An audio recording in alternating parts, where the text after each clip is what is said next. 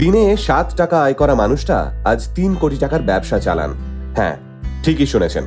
একটা সময় সকাল থেকে সন্ধে অবধি খাবারের দোকানে কাজ করে মানুষটা মাত্র 7 টাকা উপার্জন করতেন। অথচ আজ সেই মানুষটাই 3 কোটি টাকার ধূপের কারখানা চালিয়ে ভাত জোগাচ্ছেন 100টা পরিবারের মুখে। কখনো টিউশনি করে, কখনো খাবারের দোকানে কাজ করে অমরদীপ কুমার আজ যে জায়গায় পৌঁছেছেন তা সত্যিই কোনো বলিউড সিনেমার গল্পের চেয়ে কম নয়। আল্টিমেট মোটিভেশন সবসময় এমন লড়াকু মানুষদেরই খুঁজে বেড়ায় যারা সাধারণের মধ্যে মিশে থেকেও অসাধারণ কাজ করে চলেন। তাই আজকের ভিডিওতে আমরা কথা বলবো ভারতবর্ষের এমন এক লড়াকু মানুষকে নিয়ে, যিনি গরিব ঘরের জন্যেও সম্পূর্ণ নিজের চেষ্টায় কোটিপতি ব্যবসায়ী হয়ে উঠেছেন। বিহারের অমরদীপ কুমারের জন্ম রামপুর সামথু গ্রামের এক হতদরিদ্র পরিবারে।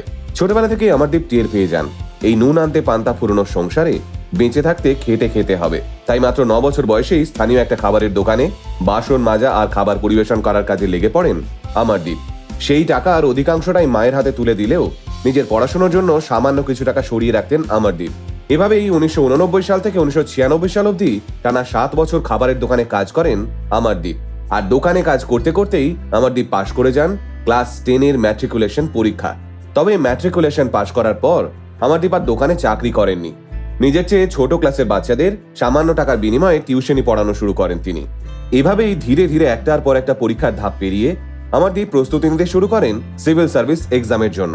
কিন্তু সেখানে ভাগ্য সহায় হয় না অমরদীপের। সিভিল সার্ভিসে ব্যর্থ হওয়ার পরেই অমরদীপ বেঙ্গালুরুর একটা কর্পোরেট অফিসে চাকরির সুযোগ পান।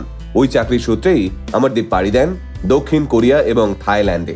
কর্পোরেট চাকরিতে ভালো মাইনে পেলেও অমরদীপের বারংবার মনে পড়তে থাকে নিজের গ্রামের কথা, ওখানকার মানুষগুলোর হতদরিদ্র অবস্থার কথা।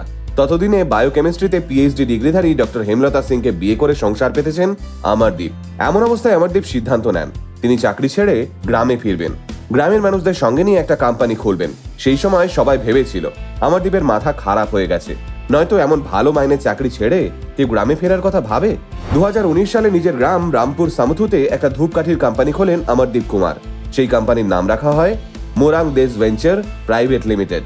মূলত মন্দিরে মন্দিরে যে ফুল আমরা সৃষ্টিকর্তার কাছে নিবেদন করি, সেই ফুলগুলো সংগ্রহ করে রিসাইকেল করার পর সেগুলো দিয়েই ধূপকাঠি বানায় অমরদীপের কোম্পানি। মাত্র 12 জন গ্রামবাসীকে নিয়ে শুরু হওয়া অমরদীপ কুমারের ধূপ কোম্পানিতে আজ প্রায় 100 জন গ্রামবাসী কাজ করেন। আজ থেকে 5 বছর আগে যে কোম্পানি অমরদীপের মাত্র 6 লাখ টাকা সেভিংস নিয়ে যাত্রা শুরু করেছিল, আজ সেই মোরাং দেশ ভেঞ্চার প্রাইভেট লিমিটেডের বার্ষিক টার্নওভার প্রায় 3 কোটি টাকা।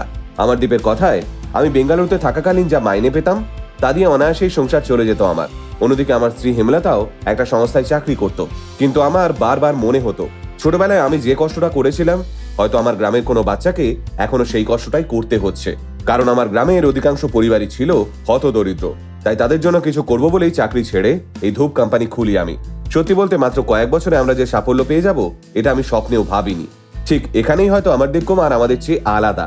অধিকাংশ ক্ষেত্রেই আমরা ফলাফলের কথা চিন্তা করে রিস্ক নিতে ভয় পাই, পিছিয়ে আসি। কিন্তু নিজের গ্রামের লোকেদের কথা ভেবে জীবনের সবচেয়ে বড় ঝুঁকিটা নিয়ে ফেলেছিলেন অমরদীপ। আর যে মানুষটার জন্য আজ এতগুলো মানুষের মুখে হাসি ফুটে উঠছে, তার মুখের হাসি রক্ষা করার জন্য সৃষ্টিকর্তা তো সহায় হবেনি। গোটা আল্টিমেট মোটিভেশন টিম কুর্নিশ জানায় বিহারের অমরদীপ কুমারকে, আপনি সত্যি সত্যি সাধারণ মানুষের ভিড়ে মিশে থাকা এক অনন্য সাধারণ ব্যক্তিত্ব।